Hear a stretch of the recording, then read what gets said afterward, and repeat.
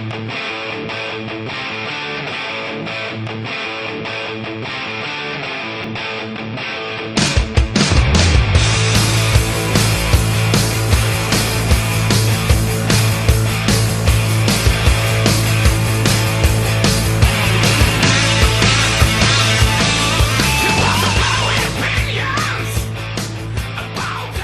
I'm Oren Klaff. We're here for another Done Deal. I'm here with Justin Wohlstadter. Did I say it correctly? Close enough. Wohlstadter, but close. We have a terrible track record of getting names right.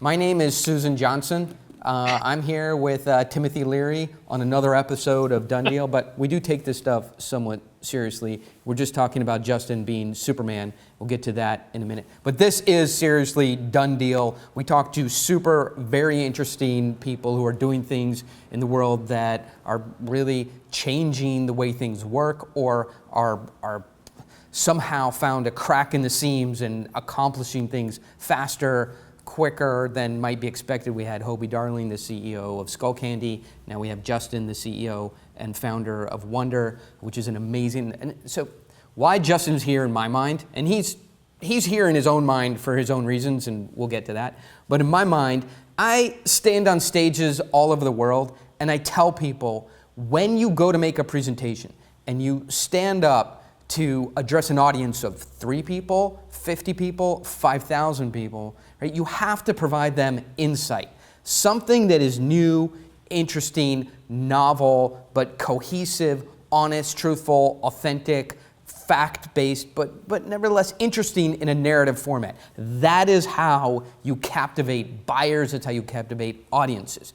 But the trick is, right, is when you're a seller, you're trying to raise money, is getting in front of people who are experts or self-described experts and giving them insight about their own business or giving them insight about something they already think they know everything about. That is incredibly hard to do. So when I came across Wonder, I'm like, wow, these guys, and I'm gonna let Justin describe it in his own terms, but they go beneath. Look, if I can't find something on the first page of Google, right, I don't know where to go, right?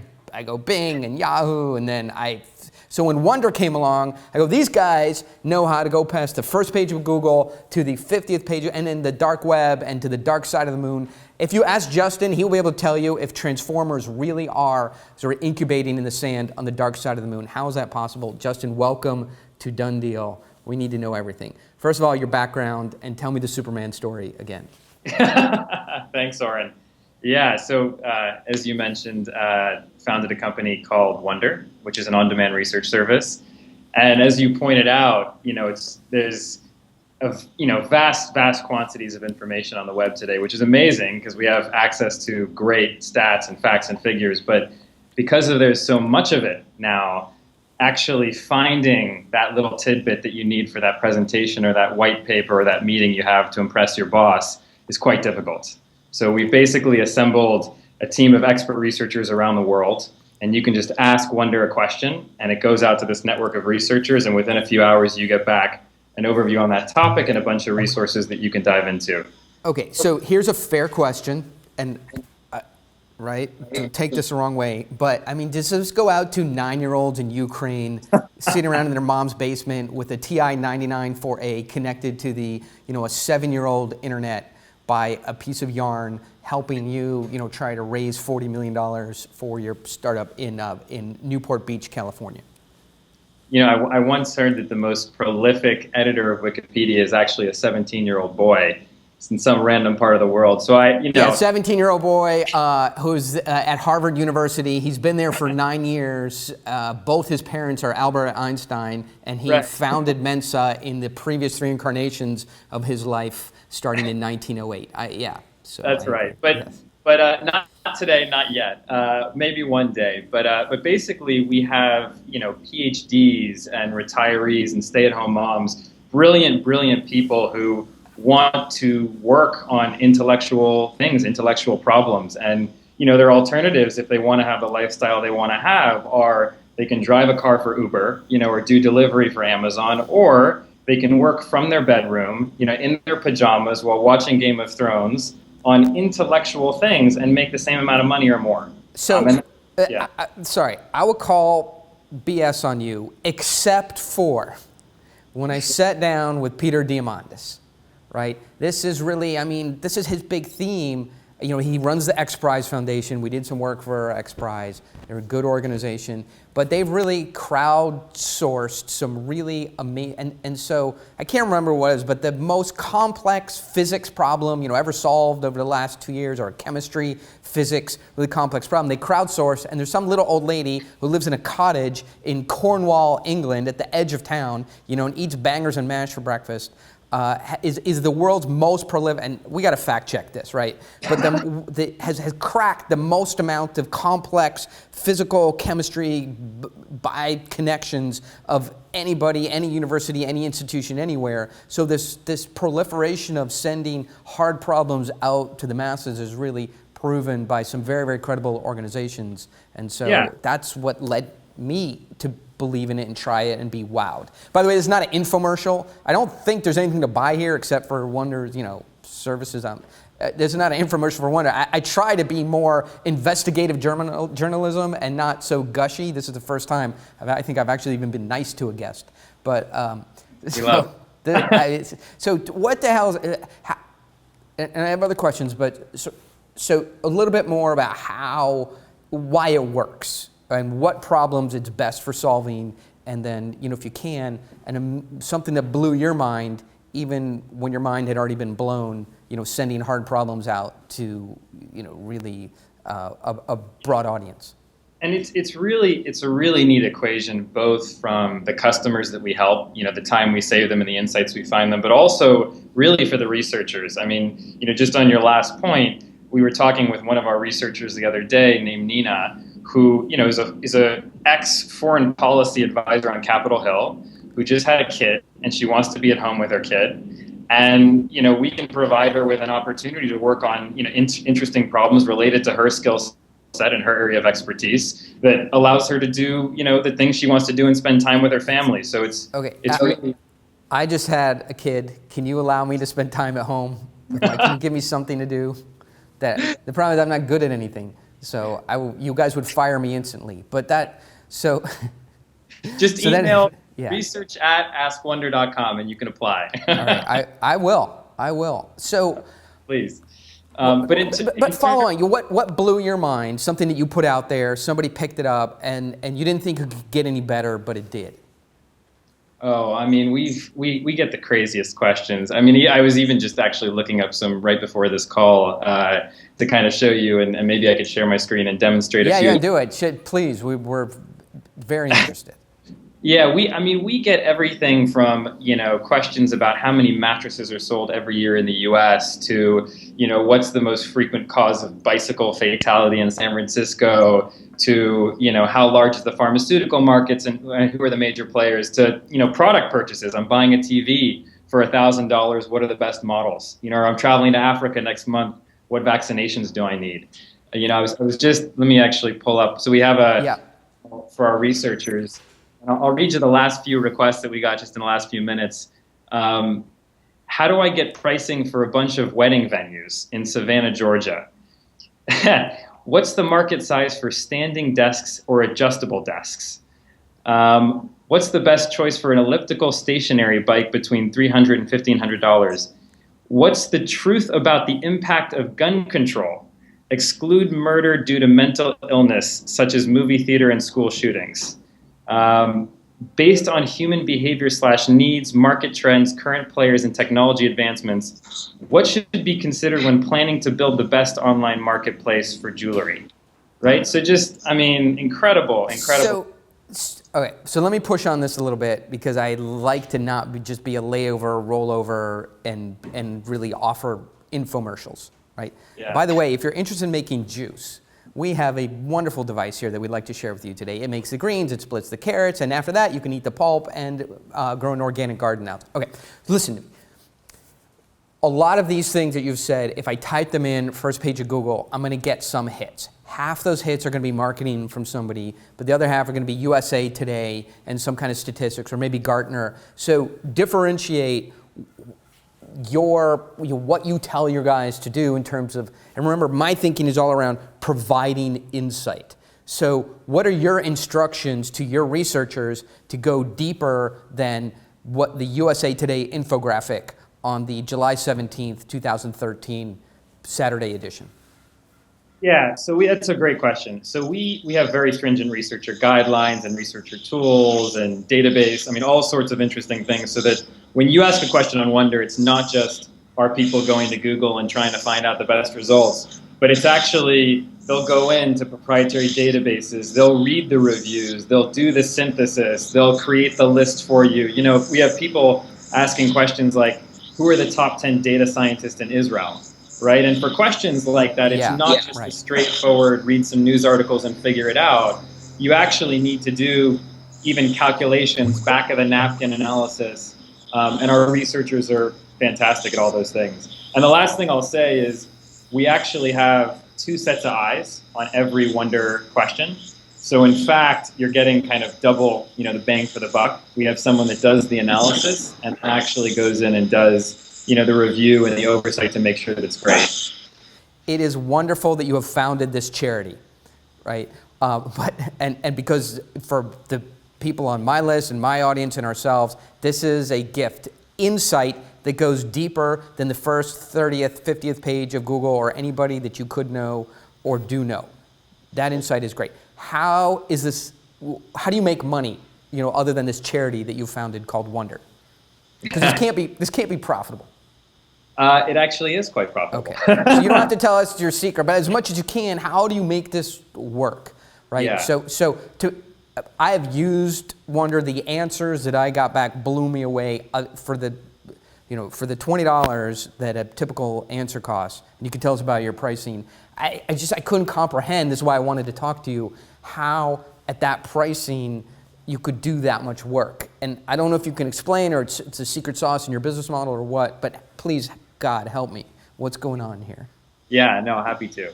So yeah, your first question is free, but every subsequent question is $19. And the way it works is while we charge a flat fee for our customer, no matter how complex the question is, your question gets posted anonymously onto a dashboard for our research network. And basically, anyone in our network can claim that question, and that question is worth a fixed price that depends on difficulty. So effectively, you could be an expert in the topic area, and we might price the question at $26 more than the customer charged, and you can make, if you can answer that. That's what I'm saying. You were paying $50 for the $20 I'm paying you, and look, that's why I'm saying I'm trying to understand how something so amazing can work, right? So we cost average on the back end. So we price our questions anywhere from $6 to $36 effectively.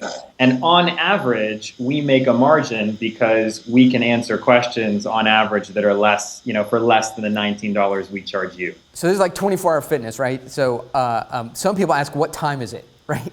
And you post that up for 50 cents. Somebody answers it, and you go, oh, great, we just made $19.50, but on all of Oren's goddamn questions, we lost $55.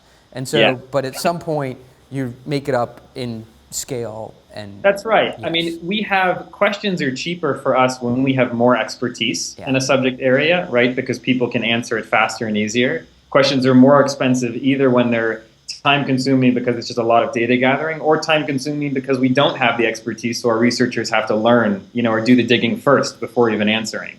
But we have great coverage, at least at the moment. So we're constantly expanding, and one of the challenges with this business is keeping up with the champagne problem of demands.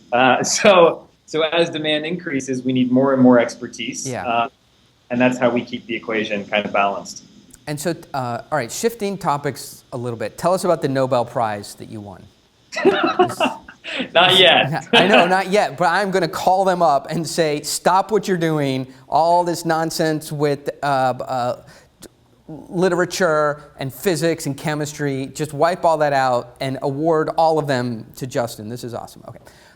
Give us a little bit, by the way, can you fly out here and fix our business and provide some of this genius? All you have to do is ask Wonder. I was telling you before, and this is true, we charge $20,000 for the same thing that you charge $20 for. It's amazing. Yeah. Don't tell your customers that. I know. Can you edit this out? That's a horrible thing to say online. And somebody, unplug my mic. All right, tell us where your background, where you came from, and how, and this is a question, how big does this get? Where does it go next in terms of algorithms, machine learning, automation? What's your vision for the future? And do you own a drone? There's at least a half dozen really good questions in there.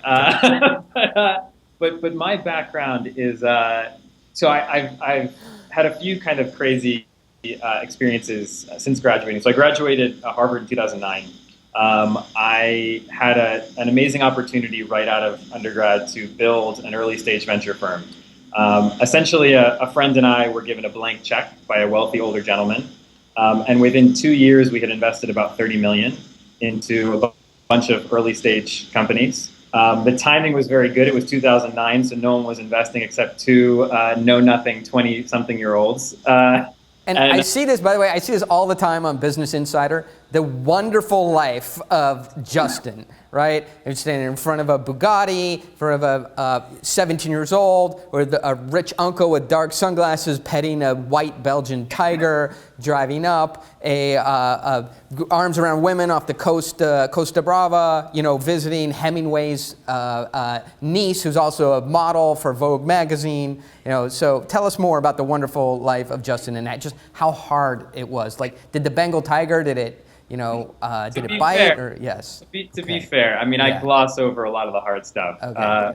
We've screwed up a lot, and in fact, our first investment was a down round Series C into a fruit cup company, which was horrifying at the time. Though why do you call me on that? A down round into a fruit company? I'm a blank check on that stuff. Like you and I think about losing money the same way. You just got to take a risk.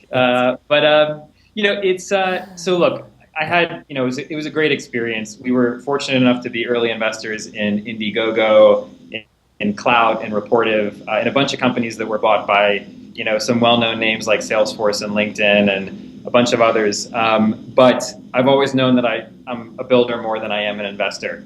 So I went and did a master's in England. I basically wanted to sit in a library for a year and just kind of think about things. And I've always been very passionate about education, and that was actually the impetus for Wonder. And as you can imagine, our goal, our long-term vision here is if we can provide you with access to any knowledge at the tap of a button, with access to the 1,000, brilliant minds in any space, it's a really, really cool future to exist in. And so my master's thesis on the future of education was the impetus for Wonder. But I knew at the time I wasn't ready to launch the company yet. Having been in venture capital, you start to understand, why things fail. And the number one reason is because I think the entrepreneur is not committed enough, because it is not easy. It's not as, they paint these pictures in TechCrunch or whatnot about, being this glorious path to $1 billion in 18 months, and it just never happens. And in fact, I'll get to the Wonder stuff in a sec, but when I graduated, I joined one of the companies we had invested in called Divide. At the time it was called Enterproid. They were bought by Google last year. And I had the opportunity to basically work with them for a year after graduating my master's out of Hong Kong. And I ran their product design team and their iOS team. I'm sorry, just for people coming in late, I want you to know this is not the trailer for the 007 movie. I know Daniel Craig is retired, Justin is stepping in. This is not the trailer, it's just an interview, but please continue. Yeah. So I had some great experiences. I got to learn a lot. I got to learn under some great people. And I left in October 2012 to basically start what is Wonder today. And that, by the way, alone is the greatest proof of how hard this is, because we've been at this now for 3 years. And it's taken that long to, in the last 6 months, just explode in, demand and really work out. And this, one serious, since you were touching on finance, one serious finance question, having listened to Justin and his experiences. So when you're on the way to your yacht and you have to valet your Aston Martin, do you always remember to put it in safe mode? Sometimes I forget to put it in safe mode, and the valet guys, and I just wanted to compare notes. Yeah, sure. On that. This is so interesting to me. We don't ever ask Jaden, ask Cassandra, ask Josh. We don't give endorsements. We tell people, you come on our show, you cannot say the name of your book. You can say the name of your company 3 times. We usually screw up your name, and you can say your own name once. Other than that, you got to answer my questions. Sit down, don't stand up. When I say stand up, you stand up. When I say sit down, you sit down, and I run this interview. But I look at it, we're going Wonder, Wonder, Wonder, Justin, Wonder, Wonder, Wonder. Like, this is awesome. Skip pride. Okay, so yeah. What I like that I heard was great concept. The economics are good. It's good for the buyer. You guys actually many times overinvest as we do. You know, sometimes we get over our skis, take on a project that is bigger than we thought it was, and we take in $20,000 and it costs us $40,000, but we deliver it because we said we would. So you do that, but you're cost averaging, you're making it work. But even with all, you're Harvard, you've been a VC, you've got an incredible breadth of relationships. You're in an area where it's fairly easy to recruit people. You're in the United States of America, a fairly decent place to do business. But even with all that, and with focus, money, energy, savvy, moxie, intuition, relationships, it's still taking 3 years. Is that the message I heard, or did you just kind of make that up to make us not commit suicide when we hear how great your life is? It took 3 years just to get started. Okay, all right. Now I'm hearing good stuff. Getting started, and now it's 3 years, right? I mean, so to be clear, Wonder, right, as this implementation of this idea, we launched in April, right? So it's been, I don't know, 6-7 months, I lose track, but short, right? It took us 2.5 years of building basically 3 of the wrong implementation, maybe more than that, of the wrong implementation of the same idea, but just in a different product form, trying to accomplish the same goal, and it just didn't work, right? We built something that was too complicated and too technically complex, and the wrong interface, the wrong market. And finally, after messing with it, over 2.5 years, we stumbled upon, the right thing, right? Have we not, to quote my former boss, CEO, who's now at Google, he always used to say to me, you don't raise money to build a product, you raise money to screw up 5 or 6 times and then build a product, right? Had we known 3 years ago what we needed to build to get this right, we would have done it in 3 weeks. But it took those learnings and that failure for a long time to get to the right place where today we can, scale and really, enjoy that. But I say at the beginning because we still have so much to learn. I mean, we're still a very small network, even though we're starting to handle very high demand. And so I'm sure that over the next 5, 10, 15 years, we've got a lot more failures coming our way. Yeah, I don't know about that. All right, I want to get to sort of some steps or some advice and help. People are watching this, they've committed some time. Let's give them something back with some real useful action items. And so I have some questions I think will prompt some answers from you on that. But first, can we just get a little bit of understanding of you personally? Do you have any work-life balance? Is work-life balance important? If so, what does it look like? Are you collect postage stamps? You are tell us about yourself. Yes. Yeah. So I think it's always a challenge, obviously. But I think one of the reasons why we have lasted as long as we have is because it's all about not burning out, right? And I think it is very important to understand your own energy levels, even at different points in the day or week, to really take advantage and not overdo it, right? So I work, many, many hours a day. I get up at maybe around 6:30. I start work around then. I get home around 7 or 8, and I, have dinner with my girlfriend. We spend time together, and then I'm back on around, 10 or 11, for a few hours again. And I will say that it's very important for me personally on the weekends to completely disconnect, right? I try not to touch my phone on Saturday, just to leave it alone and really try and think. I try and even during the day block my schedule so that I have my most important meetings or the things that I need to do during times when I have the highest energy. And so that, I don't kind of overwhelm myself by just trying to have too many meetings every single day or do too much. And I think there is this misconception that you have to work 20 hours a day, nonstop, every day of the week to get stuff done. And I think it's just not true. And I think it's very unhealthy. So And also, I think exercise. I mean, I bike to work every day, and I think that it's a good way to kind of refresh your head and, get some thinking time in. Yeah, I'm going to move you to Berkeley tomorrow. You're going to fit right in with the little half beard. I bike to work. It's important to get enough sleep. Hey, I the only eat weather stays macrobiotic alpha sprouts, but it's obviously working. All right. So I want to submit some questions to Wonder about my business. What is the way to maximize the utility of that question and the money I'm spending and make it the easiest for the researcher to provide value to me who's paying you?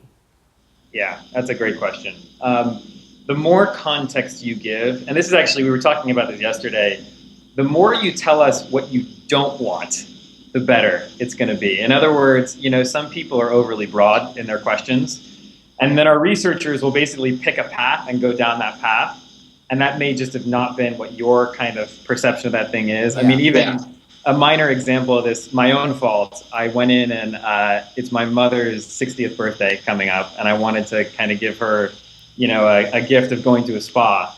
And so you're so generous, Mom. For your birthday, here's two two Wonder questions you can have: a Wonder gift certificate and a free Uber ride. Happy birthday, Mom! Hey, after you're so she generous. She needs How can I be part of your family? Sorry.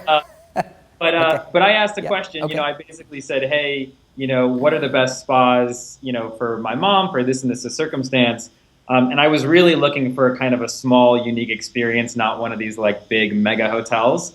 And I wasn't specific about what I didn't want, and therefore, it was a little too overbroad in the answer I got. Thankfully, we have a 100% satisfaction guarantee, so I can just redo my question and got the right answer.